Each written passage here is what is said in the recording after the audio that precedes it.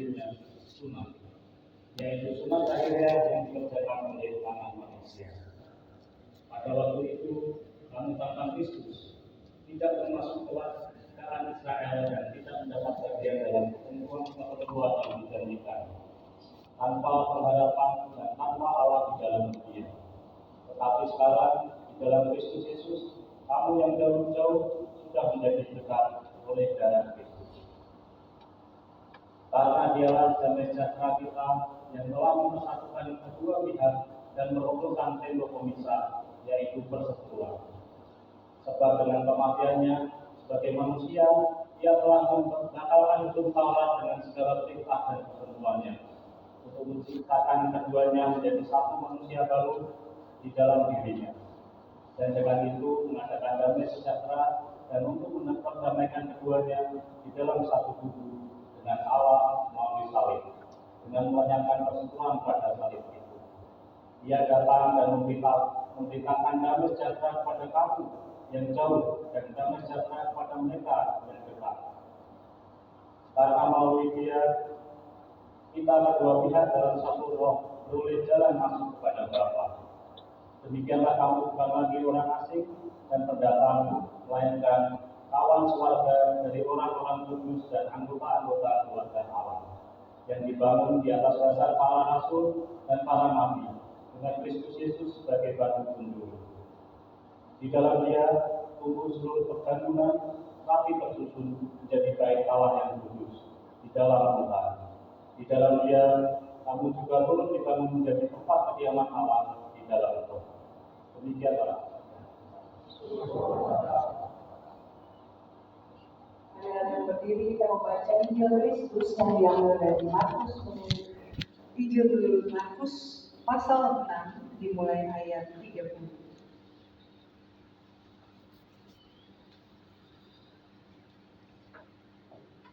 Rasul-rasul itu kembali berkumpul dengan Yesus dan memberitahukan kepadanya semua yang mereka kerjakan dan ajarkan.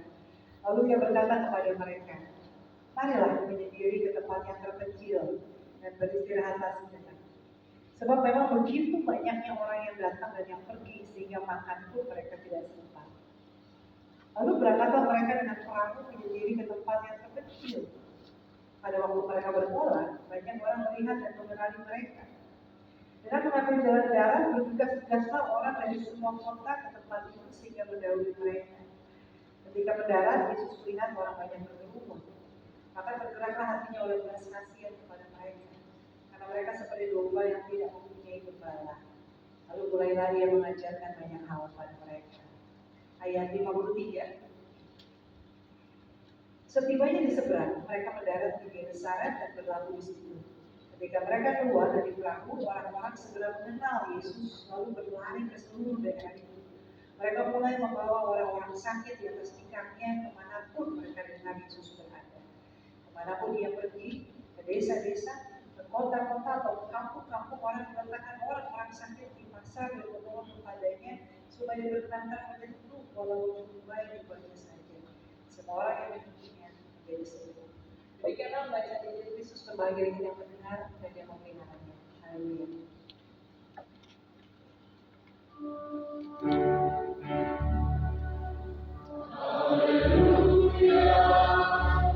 Haleluya.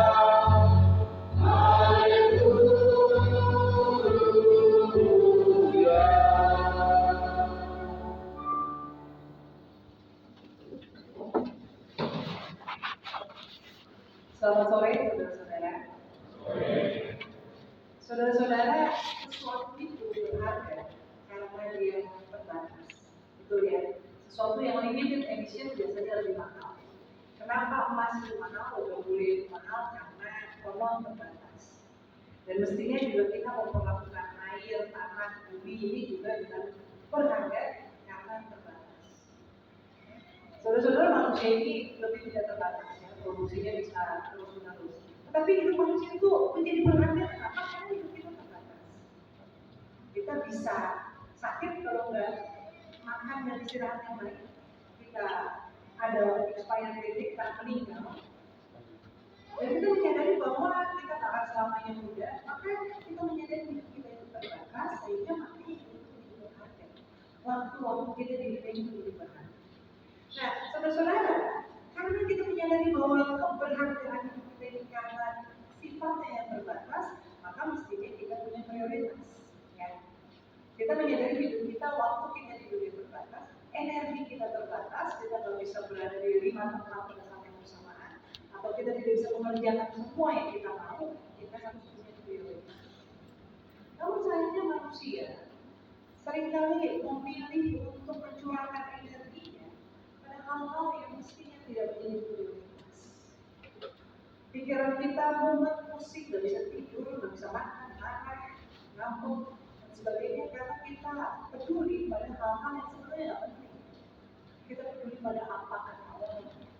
Kita peduli pada komentar netizen yang tidak kenal kita, tidak memberi kita makan, tidak membesarkan kita, dan itu bikin kita ada pikiran, insecure, dan sebagainya. Kita seringkali peduli pada penilaian dunia, sehingga kita menghabiskan waktu kita cari uang supaya penampilan kita keren, supaya dunia menerima kita atau mengakui bahwa kita ini keren. Padahal itu semua juga tidak penting. Tapi energi kita, waktu kita habis. Energi di sini saya tidak mau soal energi ringan, tapi energi pikiran, energi mental. Ya walaupun tentunya energi ringan juga lebih terbatas. Ya kita mungkin kita bisa terus-terusan kejar-kejar energi baterainya juga pasti bisa direalisasi. Susah kita seringkali juga dalam relasi kita dengan Tuhan, kita peduli pada apa yang kurang dalam hidup kita. Kita merasa Tuhan, kau di mana Tuhan, kenapa kau tidak menjauh aku? Karena ada hal-hal yang saya minta yang tidak ada. Atau kita merasa kurang diperhatikan, Tuhan kurang adil. Padahal mestinya kita bisa melihat kalau dalam relasi dengan Tuhan kita bicara soal keadilan yang lebih luas.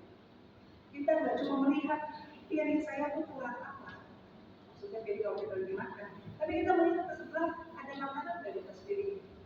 Jadi pokoknya aku ada tempe atau dari itu buang atau makannya di instan. Tapi jangan-jangan kalau kita melihat ke sebelah mereka piring yang kosong.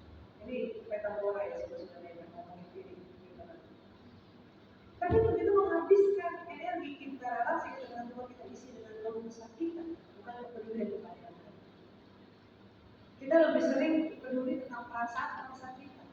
Kita nggak peduli dengan orang lain. Kita peduli dengan pergumulan kita nggak peduli dengan pergumulan orang lain.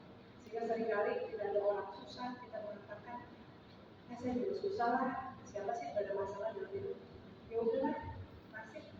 Biarlah itu menjadi tanggungan. Nah, saudara-saudara, ini kita melihat apa yang menjadi prioritas Tuhan Yesus. Tuhan Yesus tahu waktunya di dunia terbatas. Bahkan masa pelayanannya hanya 3 tahun. 3 tahun itu waktu yang memang bisa panjang kalau kita tak nikmati, kalau itu sesuatu yang struggle. Itu 3 tahun dalam arti disambut dengan banyak orang yang mendengar pengajarannya, menjumpai Tuhan Yesus. 3 tahun itu sebetulnya karena Tuhan mengetahui bahwa hidupnya di dunia ini singkat, waktunya terbatas, maka kita lihat apa yang Yesus lakukan. Dikatakan bahwa mereka dikelilingi orang banyak baru sampai makan saja mereka tidak sempat. Mereka tidak sempat istirahat. Tuhan tidak pakai waktu ini kita nggak ngomong soal life and work balance, mental health, kondisi zaman sekarang. Tapi Tuhan kita di sini kalau punya waktu sebentar gitu. Jadi dia ingatkan semaksimal. Nah, tapi saudara-saudara, semaksimal pun sebagai manusia Yesus dan Tuhan-Tuhannya butuh istirahat. Dan ada 2 sebab. Yang pertama dikatakan bahwa murid-murid itu baru kembali dari perjalanan mereka. Jadi Tuhan Yesus itu kan khusus muridnya ya, pergi berdua-dua tanpa bawa bekal, tanpa bawa sendal jati, pergi memberitakan Injil. Nah sekarang mereka mau kembali. Lalu mereka mau apa? Mau dikompres ya. Mereka mau cerita, mau evaluasi. Mungkin ada yang mengalami penolakan, ada yang mengalami keputusan dan sebagainya. Mereka perlu untuk bersama-sama itu. Tapi ada satu juga hal lain yang terjadi sebelum peristiwa ini, saudara-saudara, yaitu pembunuhan di Yerusalem. Ya, minggu lalu kita membaca tentang Yerusalem Baptis yang dibunuh kepalanya di dalam penjara karena dia melakukan keadilan. Dan kita tahu kan Yerusalem Baptis itu siapa? Pembaptis adalah sepupunya, kerabatnya, saudaranya. Tapi bukan itu saja. Yohanes Pembaptis adalah satu-satunya manusia di muka bumi pada saat itu yang paham siapa Yesus, paham apa yang Yesus kerjakan. Ibunya dan saudara-saudaranya tidak paham. Makanya bahkan mereka mau menjemput paksa Yesus pulang. Karena mereka pikir mau sih Yesus bikin heboh, bikin kontroversi. Murid-muridnya yang mengikuti Yesus setiap hari juga tidak paham ya, berkali-kali terus berkali-kali bodoh sekali, dan belum mengerti. Satu-satunya manusia di muka bumi yang paham siapa Yesus, apa panggilannya, adalah Yohanes. Dan orang itu mati karena kebenaran keadilan. Saudara-saudara, kalau kita di posisi Tuhan Yesus ya, ini bukan hanya sekedar duka cita grieving yang sifatnya alami. Ini sebuah grieving, proses berduka cita yang butuh waktu lama untuk prosesnya untuk heal ya, untuk sembuh dari situ. Ada sebab trauma, rasa ketidakadilan. Sebagai manusia, kalau diterusin, banyak orang yang kalau tidak memproses duka cita kehilangan dengan baik, itu biasanya tuh akan banyak kemarahan yang bersifat. Kalau secara psikologi, maka sangat wajar kalau Tuhan Yesus butuh waktu beristirahat dan untuk memulihkan diri. Dan itu yang menjadi rencana Yesus dan murid-muridnya yang mereka pergi ke seberang, tetapi sampainya di seberang tempat yang lebih agak kecil sudah ditunggu oleh orang banyak yang mengenai Yesus datang. Ada orang-orang banyak berlarian yang membawa orang sakit, bawa menderita. Dan Tuhan Yesus melayani. Saudara-saudara, kenapa? Kenapa Tuhan Yesus tidak memprioritaskan diri? Bukankah orang yang hari itu sakit disembuhkan belum tentu sakit lagi? Ya kan 10 tahun lagi, 20 tahun lagi, kalau lebih karena dia pola makan kulit, dia akan tetap sakit lagi. Atau yang pasti dia pasti tetap akan mati kan? Ya mungkin karena sakit disembuhkan Tuhan Yesus selalu nggak mengenal apa. Orang-orang yang menerima pengajaran, oke mereka menerima pengajaran, mungkin mereka bertobat saat itu. Tapi kemana kan satuan Yesus disalib? Kemana mereka satuan Yesus dialah dipermalukan di Yerusalem? Kemana mereka saat para rasul pertama kali mengabarkan Injil? Kan mulai dari mana? Bukan mulai dari orang mereka menerima pengajaran Tuhan Yesus di Yerusalem, di Galilea, di mana-mana. Para rasul menerima. Jadi ngapain Tuhan Yesus pada saat itu mengorbankan dirinya dan murid-muridnya untuk melayani orang-orang ini? Saudara-saudara, jawaban untuk pertanyaan mengapa ini adalah pada kalimat bergeraklah hati Yesus oleh belas kasihan kepada mereka, karena mereka seperti domba yang tidak mempunyai gembala. Dan saudara-saudara, catatan sebelum saudara berpikir bahwa gembala punya gembala ini gembalanya kepada itu dalam arti pendeta, bukan ya? Karena saat itu nggak ada yang namanya pendeta, nggak ada yang namanya gembala. Konsep gembala buat orang Israel adalah pemimpin bangsa, pemimpin rakyat.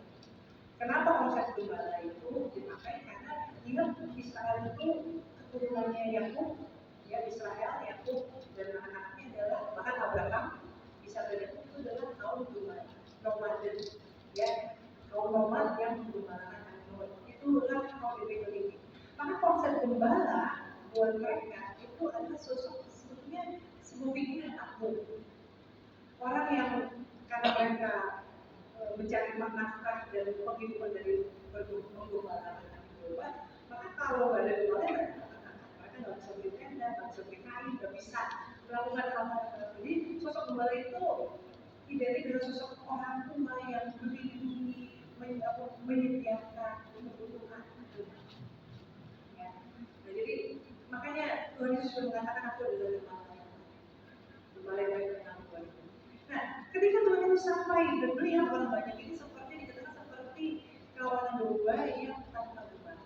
Mungkin kalau dalam kehidupan kita kalau kita lihat seperti anak hilang ya, anak yang tidak diberi oleh orang tuanya, atau mungkin rakyat yang hidup dalam pemerintahnya korupsi, berfoya-foya, bayar biduan dan sebagainya, sementara rakyat hidup dalam kemiskinan dan tidak mendapat pendidikan kaki. Kurang lebih seperti itu. Nah, melihat itu dikatakan bahwa hati Yesus tergerak oleh belas kasihan. saudara-saudara, kalimat itu ada sebuah kalimat yang saya pikir perlu kita cita. Ukuran kemanusiaan adalah kemampuan kita memiliki belas kasih kepada orang lain. Ukuran kemanusiaan bukan berapa banyak harta kita, jabatan kita, titel kita, terkenal. Oke, itu semua keren. Tapi itu bukan yang menentukan kita itu manusia. Ukuran kemanusiaan adalah ketika kita mampu berbelas kasih. Belas kasih itu bukannya kasihan. Jadi saya katakan di awal, kasihan itu kadang-kadang bisa menjadi defense mechanism. Kita mengasihani orang supaya kita merasa diri lebih baik. Kasihan dia, kasihan itu susah. Sebenarnya saya masih susah ini. Tapi belas kasih itu dari kata compassion. Compassion itu dari dua kata, com dan passion. Kalau kita dia bersama-sama ya, company, kamu bersama-sama. Passion itu bukannya hasrat atau mimpi. Passion itu apa? Penderitaan. Makanya ada film judulnya Passion of the Christ. Passion itu pasien itu yang menderita. Makanya kan ada orang psikopat, itu artinya orang yang sakit menderita secara psikologis. Passion itu tuh penderitaan. Nah, compassion, belas kasih, itu artinya apa? Turut menderita, turut menanggung. Kita kadang-kadang mengatakan turut berduka cita ya, turut gembira ya, turut merasakan yang dirasakan orang lain. Dan ini adalah ukuran kemanusiaan kita. Kenapa? Karena kalau manusia nggak punya kemampuan untuk berbela rasa, kemampuan untuk menahan belas kasih pada orang lain, kita bilang apa? Kejam banget tuh orangnya. Kalau kita melihat ada orang menikmati orang lain menderita atau disakiti, ya, itu dianggap sakit gitu ya. Misalnya melihat kecelakaan malah ketawa-tawa, itu kita bisa waduh ini disebutkan saya itu bahaya. Atau bahkan mungkin kalau melihat ini sering terjadi ya, melihat pasangan di jatuh gitu kan malah takut kemana gitu ya. Kan kesel gitu ya. Bukannya kasihan orang jatuh gitu malah dimarahin gitu. Ya sebenarnya itu belum sama psikopat sih kalau kayak begitu. Tapi kan di situ kan mau mengatakan gimana sih pasangan jatuh atau orang tua jatuh malah dimarahin. Saudara-saudara, itu loh ukuran kemanusiaan, ukuran bahwa kita punya kasih dalam diri kita, bahwa kemampuan kita untuk berbelas kasih dan berbela rasa pada orang lain. Tanpa dia harus menjadi saudara kita, tanpa dia harus menjadi anak kita. Kadang-kadang kalau ada laki-laki yang suka melecehkan perempuan, lalu orang bilang kalau ibu digituin, kalau ada anak perempuan digituin, gimana rasanya? Kok ya harus ibu dan anak perempuannya dulu baru dia bisa merasa? Kenapa nggak bisa merasa terhubungnya bahwa itu bukan hal yang pantas untuk dilakukan gitu ya? Soalnya demikian juga dengan misalnya saat ini ada yang namanya teologi disabilitas. Kata disabilitas pernah diubah menjadi difabilitas, different ability gitu ya. Tapi kemudian sekarang kembali lagi menjadi disabled. Kenapa begitu? Karena sebetulnya kita butuh menyadari bahwa mereka itu disabled, tidak dimungkinkan menjadi bisa karena kondisi hidup.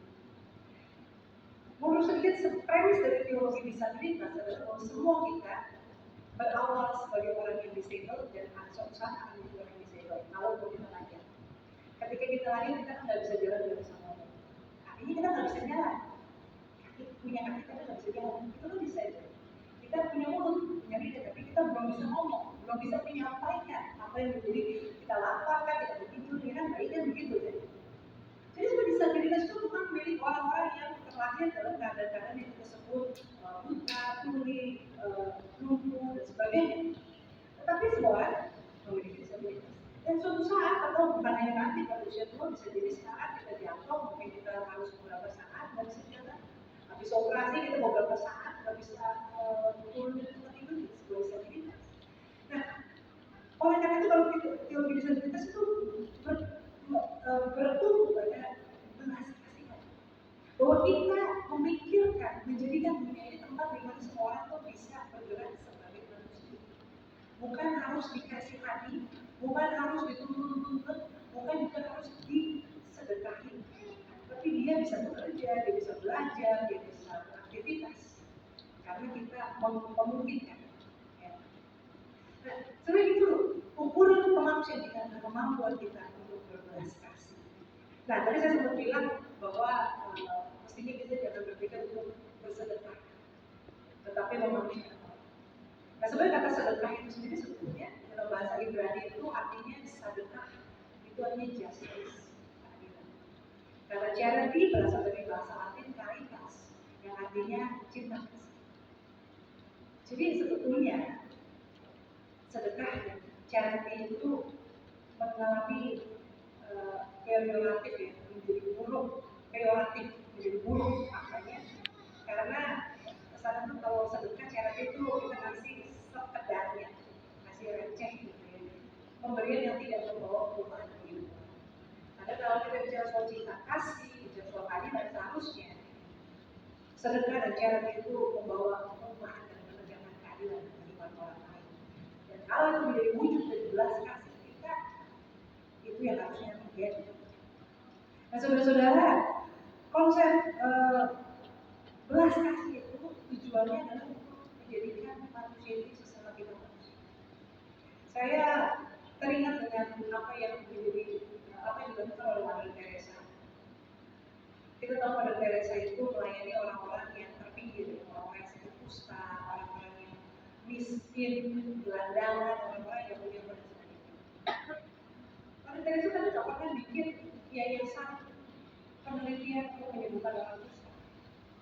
Bahkan rumah sakitnya pun bukan rumah sakit untuk menyembuhkan orang sakit